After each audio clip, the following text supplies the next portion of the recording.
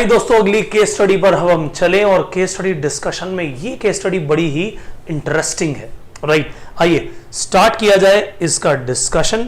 और हमेशा की तरह सबसे पहले इंपॉर्टेंट होते हैं उस केस स्टडी में दिए गए फैक्ट्स।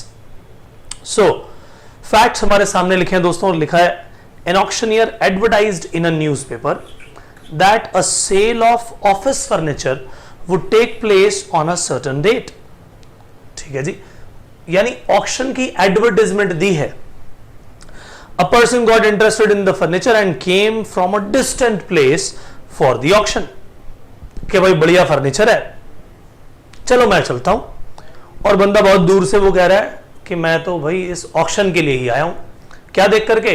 वो एडवर्टाइजमेंट।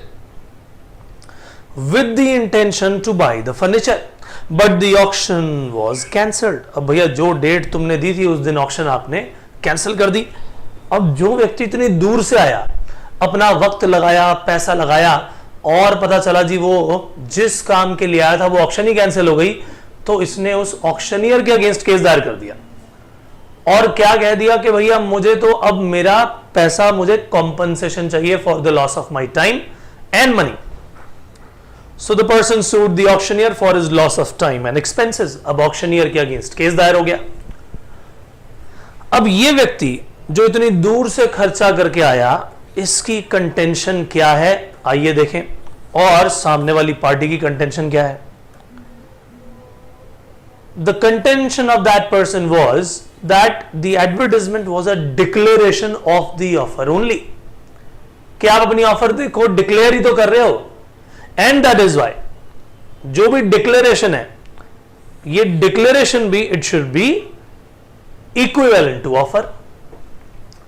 अब ऑक्शनियर कह रहा है जी मैंने तो केवल ये इंफॉर्मेशन दी थी कि ऑक्शन होगी, वहां पर लोग आएंगे, बोली लगाएंगे, जो सबसे ज्यादा पैसे की बोली लगाएगा हम उसी को ये सामान बेच देंगे।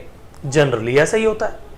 अब ये व्यक्ति कहता है जी आपने तो इस ऑक्शन की एडवर्टाइजमेंट दे करके ऑफर दे दी और मेरा आना ही मेरी एक्सेप्टेंस हो गई।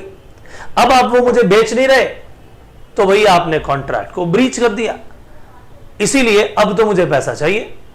तो आइए देखें कोर्ट ने क्या कहा। दोस्तों सबसे पहली बात, कोर्ट ने जब इस डिसीजन को लेने की शुरुआत की होगी तो दिमाग में क्या आया होगा कि भैया एक ऑफर ही कोई चीज नहीं है, ऑफर के अलावा एक और भी चीज होती है जिसे कहते हैं invitation to an offer. Chapter number 2 में हमने पढ़ा है ऑफर एंड एक्सेप्टेंस वाले, जिसमें क्या है ऑफर एंड एक्सेप्टेंस के साथ साथ बताई जाती है एक invitation to an offer. An offer is always different from invitation to an offer.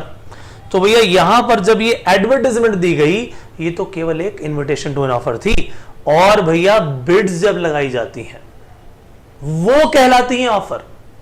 और फिर उन्हें जब एक्सेप्ट किए करे या ना करे ये मर्जी होती है ऑक्शनियर की। तो जो पर्सन दूर से आया भैया अभी तो वो सिर्फ एक इन्विटेशन देख के आया है। राइट, तो आइए देखें कोर्ट का डिसीजन क्या था। The court held that the auctioneer did not intend to contract with anyone in particular who attends the sale of furniture in the auction. ये नहीं कि भैया जो भी हमारी ऑक्शन में आ गया उसके साथ कॉन्ट्रैक्ट हो गया, ऐसा थोड़ी होता है। As in the case of sale by auction, bids are treated as offer and third fall of hammer। देखा होगा ना आपने, जैसे हाईएस्ट बिड हो गई, किसी ने बोला जी 100 रुपए, किसी ने बोला 500 रुपए, किसी ने बोला 1000 रुपए। ठीक है जी, 1000 रुपए 1, 1000 रुपए 2, अभी थर्ड फॉल ऑफ हैमर हुआ ही नहीं था, किसी ने बोला 1200 रुपए। ठीक है, दोबारा से शुरू, 1200 रुपए 1, 1200 रुपए 2, 1200 रुपए 3। अब किसी और की तो हायर इसमें कोई बिड आई नहीं, तो उसने उसी को वो डिक्लेयर कर दी। जो थर्ड फॉल था, या हैमर का फॉल ना हो तो कम से कम इस तरह बोल दे 1200 रुपए 1, 1200 रुपए 2, 1200 रुपए 3। तो जो ये कॉल है that is called acceptance. So वो जो थर्ड काउंट है या थर्ड फॉल ऑफ हैमर है that is treated as an acceptance. Only after that contract is made, उसके बाद कॉन्ट्रैक्ट बनता है भैया। Here in this case the declaration constituted an invitation to an offer and not an offer. Thus the auctioneer was not liable to pay। ये हमने अपने detailed study जब की थी उसमें अच्छी तरह से इस बात को सीखा था कि ऑफर और इनविटेशन टू एन ऑफर में क्या अंतर है, राइट। सो इसके लिए भैया ये रिलेटेड केस लॉ कौन सा है, इसका नाम है हैरिस वर्सेस निकर्सन, नाम याद रखिएगा, हैरिस वर्सेस निकर्सन। और प्रोविजन ऑफ लॉ आखिरकार इसके पीछे कौन सा है वो पढ़ते हैं। Offer is different from invitation to an offer, these are not same. Invitation to an offer is only a prelude to an offer, offer से पहले आने वाला एक स्टेप है, और जरूरी नहीं कि हर बार इनविटेशन टू एन ऑफर हो, बट हां अगर उससे पहले कोई स्टेप आ रहा है that is called what, that is called invitation to an offer. An acceptance can only be given to an offer and not to invitation to an offer, right. So ये थी दोस्तों हमारी आज की केस स्टडी। फिर से मिलेंगे हम अपने कुछ नए केस स्टडीज के साथ, but that will be done in our next session. Till then take care and good bye.